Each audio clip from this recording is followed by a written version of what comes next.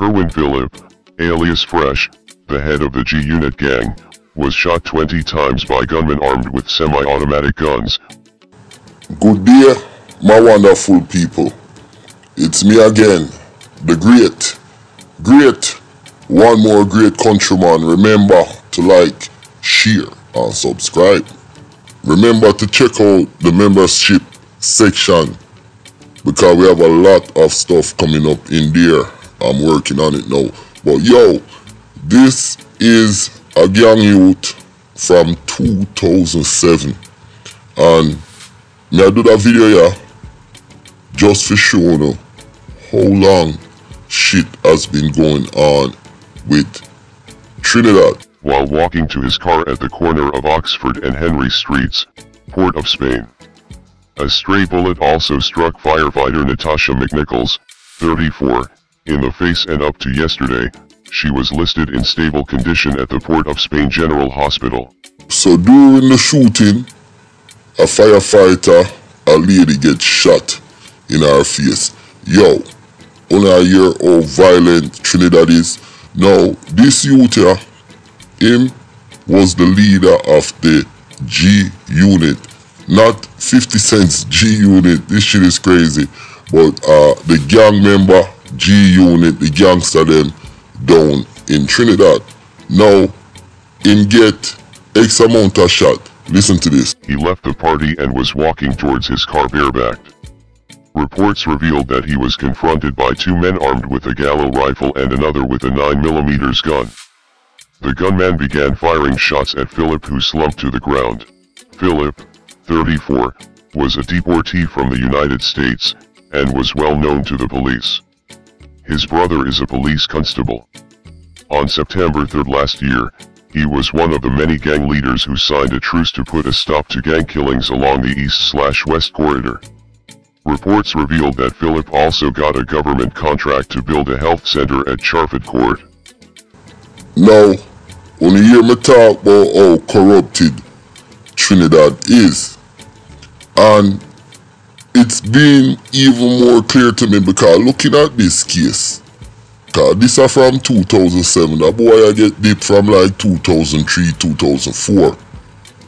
Him form a gang, him brother upon the police force, and he was able to get a contract to build a community center in some part of Trinidad, I guess where they come from. That goes to show you the corruption that is in Trinidad. And it kind of makes sense because like I said, Trinidad is straight rich badness. And that's what's fueling the gang war. Friends and gang members of the G-Unit said that with the death of their leader, the country will witness several murders. We will deal with the people responsible for the death of Fresh, insisted the gang members yesterday. Most of the G-Unit gang members have tattoos on their backs or abdomen with the markings G-Unit. So, when you see all the things said at Trinidad, you can, in the gang, and you still get contract work, you murder people, and you do all sort of things, but you still get work. Now, this, me say this to address this. It speaks to how the police them operate in Trinidad. And with that said, I'm going to do another story. Listen to this. A woman who lost her husband and her son in a shooting at 3B's Drive, Piarco, claimed yesterday that, despite constant reports about being followed home by suspicious people, the police never responded. Police said 11 of the 36 bullets fired at the father and son on Tuesday evening bore markings of the regiment. This is the third murder in the area since last week. The lady leave her business. She and her husband driving in one car. And her son driving in his car. Now, our son go University of Trinidad. University of Trinidad him go. And the lady says she coming home, and next thing you know, a Toyota Tider car, tinted black, start follow them. Now, me gonna talk about something else in this case. But the car follow them, shoot up our son car, that crash. This is when them reach home, you know, in our area named 3Bs. And this happened yesterday. So, I am showing you the case from 2006-2007 with the G-Unit gang member and the police, and you hear the police name them a call, man I get contract, boy, brother work with police or police. Well now, this situation here, this lady has been followed for a long time. She reported to the police them many times that people have been stalking them, and nothing has come out of it. The lady said she don't know where to go, and it finally happened yesterday when them drive down upon the people, them two men come out with high-powered weapons and spray up the car, kill our son. Our husband jump out, he might try run, and them kill him too. Explain that. When I took my son MT, hope he went in alive and he was brought out dead, she sobbed.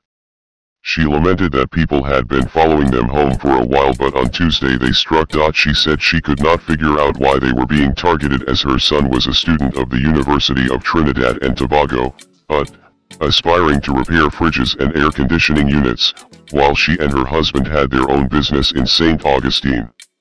We have multiple reports in the station about people following us home, she said. They come into our business place and they followed us, but I don't know if it's bandits, but they are only killing people in 3B's Drive, she said. She said when the police were called about this, they never come. Like me say, me do this video for point out that Trinidad has had a gang problem and a serious problem with corruption with police, government and gangs for the longest time. Like me said, the first part of the video, it showed the G-Unit them and how them wet him up, you know, and this are from years ago. You understand? So a lot of people might think, say, yo, Trinidad have a nice place, man. No, Trinidad is not a place to be. Especially if you're trying to make something of yourself. The man them at Trinidad will kill you because you just look a certain way. Remember me tell you that, them have no reason. Now this lady, them kill our son and them kill our husband. They have been coming into our business, stalking her. She has been calling the police, and there is no help. The police them don't come. And that's how Trinidad is. Yo, my name is Countryman. Remember to like, share, subscribe. And remember, check out the membership section. Okay, please, and click on another video. But me know the people that might have said, boy, Countryman I do peer things for Trinidad. Yo, it just kinda strike me, and it, you know, I am lost for words. It's like a 800-pound gorilla on my back, because Trinidad really shocked me. Out of all of the Caribbean country them, I would think Trinidad would be a prosperous place to live because them have oil, them have this, them have that. But the corruption, me don't know how them are gonna root that out because them have too much money, and those political leaders in Trinidad, they're not playing.